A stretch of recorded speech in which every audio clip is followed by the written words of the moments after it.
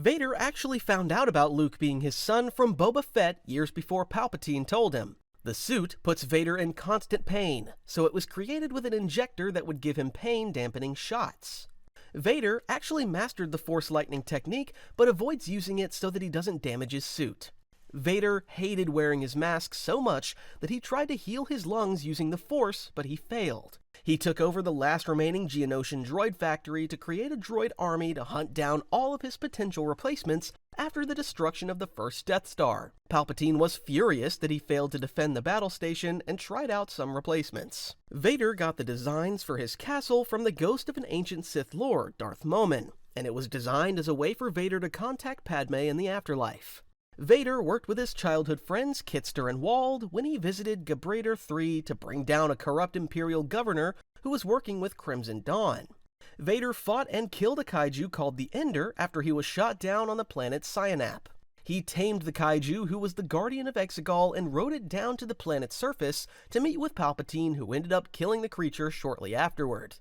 Vader worked with Padme's former handmaidens after he visited her grave on Naboo, and Sabé was even accompanied by Death Troopers on missions before she left Vader after coming to her senses.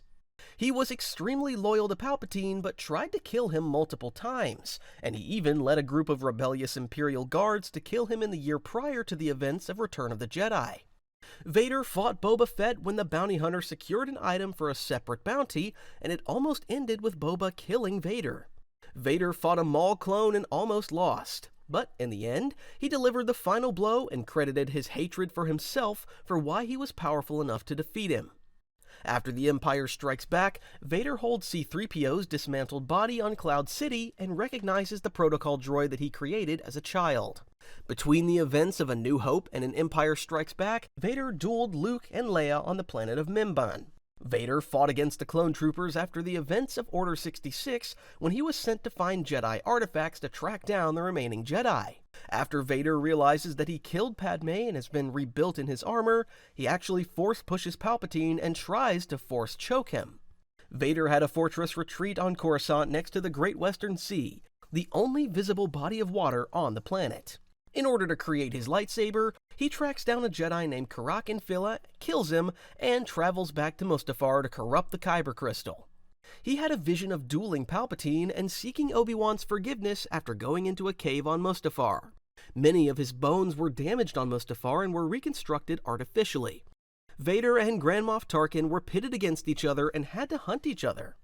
Vader's suit has a stealth mode as he can turn off his breathing apparatus momentarily to sneak around. Palpatine created Vader's armor with obsolete technology so that it would be harder for him to replace and fix on his own. Vader was able to augment his suit and managed to power it up with energy capsules he stole from a planet to kill the Emperor. Vader's armor wasn't created by Palpatine, but it was actually created by Dr. Silo.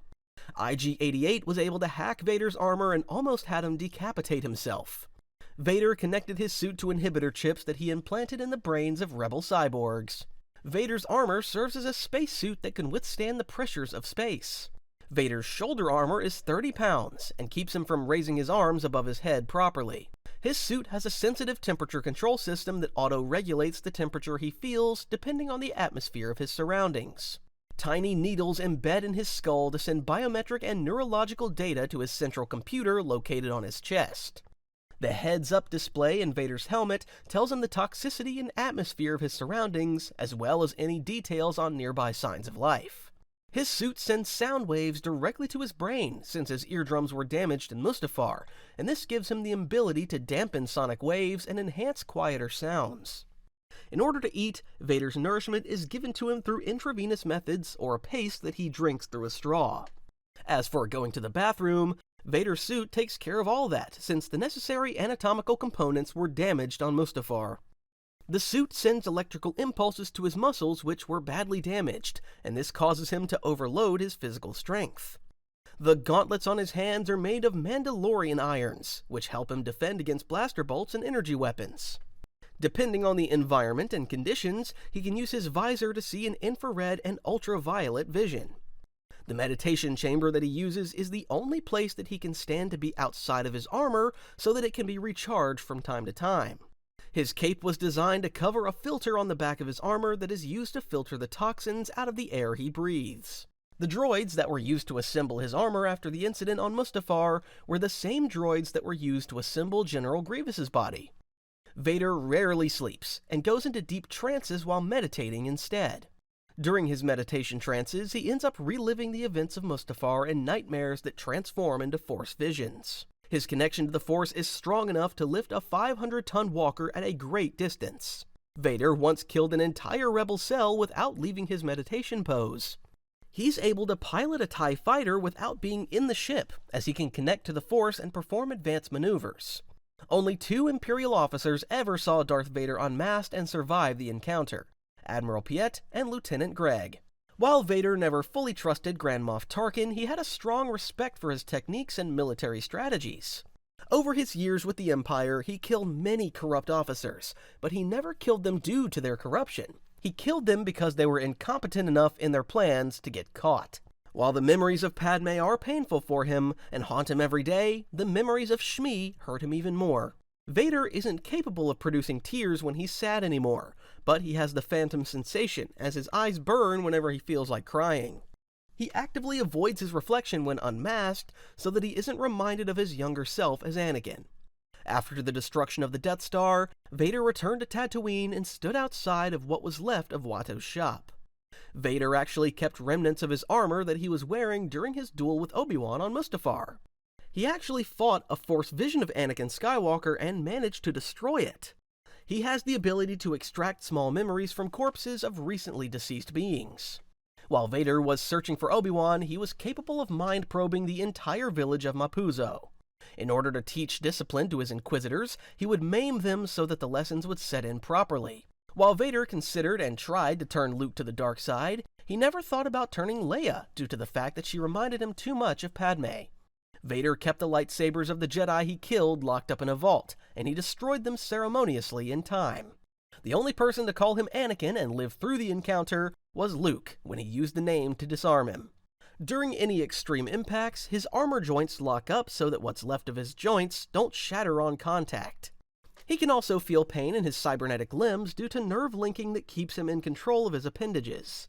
Vader enjoyed something called hyper-rapture, which happens when someone stares into hyperspace for too long, and it causes a kaleidoscope pattern of lights in one's vision. The first thoughts of turning on Palpatine crossed Vader's mind 1 year after his incident on Mustafar. He actually suspected Palpatine of orchestrating the events that led to Padme's death. He studied ancient Sith holocrons in secret so that Palpatine never realized just how much knowledge he was learning. He also had his own list of Force-sensitive beings locked away in secret. His memories only allow him to see faces and fragments as if they were burned away like his own was. He's able to choke someone on the other end of a starship just by sensing their emotions elsewhere. He personally designed his own TIE Advanced Fighter. In order to calm himself, he would sometimes go flying on his own to clear his head. At one point, Vader wanted to build his own advanced suit, but Palpatine sabotaged the project to keep control of his apprentice. Vader had hologram recordings of Padme's death after giving birth to Luke and Leia, but he lost it. He would often meditate in the same room that he lost the Padme recordings as a way to feel close to her. The form of Sith meditation that Vader focuses on is the complete opposite of Jedi meditation, as it focuses on pain, which he had in abundance. It's impossible for him to smile in his suit, but his facial muscles still react as if he could. Vader's absolute favorite place in the galaxy is the cold, dark, quiet void of deep space. The anger that Vader feels increases this temperature on a biological level, which is felt inside of the suit. Vader studied multiple forbidden Sith techniques, but one of the most useful ones was the ability to mask his presence entirely. He's also able to perform his own version of Force healing, but this version only heals himself instead of others. His connection to the dark side of the Force is so strong that he can also tear another Force user's barrier. Vader is one of the few beings who can deflect blaster bolts without looking at them, as he can sense their heat signature. After being reconstructed, he developed a phobia of droids over time after realizing just how dependent he was of them. Vader enjoys white, minimalist environments like the inside of his meditation chamber because they contrast with his black armor. To keep a memory of his old failures, he keeps pieces of his old lightsabers from his Jedi years in secret. Vader would converse with Imperial navigators because it reminded him of his conversations with the pilots on Tatooine when he was a slave boy.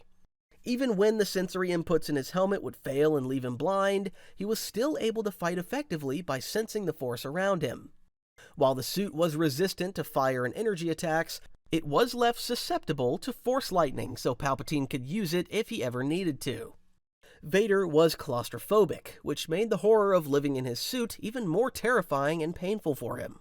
While the armor Vader wore was very resistant to the elements and many attacks, Palpatine actually used ancient Sith alchemy to make the materials even more durable. Since Vader's right hand was constructed by Anakin after he lost it to Count Dooku, it wasn't replaced when he became Vader, and was instead enhanced with an ancient Sith amulet that made it indestructible. Vader's first apprentice was a spy named Lumia. He had mastered every lightsaber form, but he adapted techniques from Makashi to compensate for his reduced mobility, as his former style of Gemso relied heavily on agility. Vader was almost killed during a duel on Kashyyyk against Jedi Master Roan Shrine. The faces of every Jedi he ever killed haunted his nightmares, and he was especially haunted by the younglings. While Vader hated Obi-Wan, it was even worse for him knowing that Obi-Wan spared him because of his love for him. After embracing the life of Vader, he refused to say Padme's name out loud because it brought Anakin back for a moment. Very rarely he would dream of a home on Naboo with Padme still alive and children living in peace.